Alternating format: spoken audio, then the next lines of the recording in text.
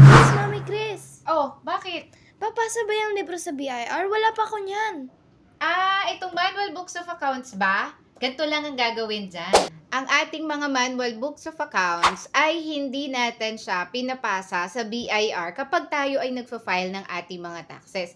Ganon din yung ating mga invoice. Kailan lang natin siya kailangan ibigay or hinahanap ng BIR.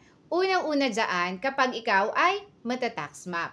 Tax mapping, eto yung may pupunta sa'yo na taga-BIR. Kahit po online seller ha, at sa bahay lang po yung inyong negosyo, ay pwede kayong subject to tax mapping or mapuntahan ng taga-BIR. Anong gagawin doon? I-check po yung inyong mga libro kung kayo ay nag-update. Ganun din yung inyong mga invoice. Isa yan sa mga hinahanap nila during tax mapping. Pangalawa, kung kayo ay ma-audit. So, sa audit, ang hinahanap doon ay yung mga past records.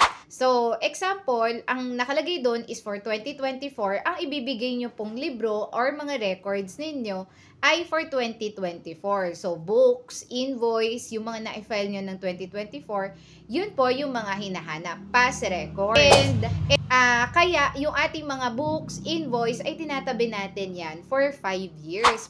Para anytime, hanapin po sa atin ng BIR, ay may mapapakita po tayo. So, paano na ngayon sa filing? Ano na ang gagawin natin? Kailangan lang po palaging updated yung ating mga libro at alam natin, syempre, kung ano yung ating ifa-file na amount or ide-declare nating amount sa BIR para hindi din tayo nalilito kung tali nga ba yung ating na-declare at nakalagay dun sa libro. Kaya mas maganda, updated siya bago tayo mag-file. So, yun lang mga moshis. Kung gusto niyo po pong mas matuto regarding po dito, i-follow nyo lang po ako o kaya mag-avail kayo ng ating one-on-one consultation, tutorial, or assistance. Message lang kayo sa akin dito. So, yun na mga moshis. So, bye-bye.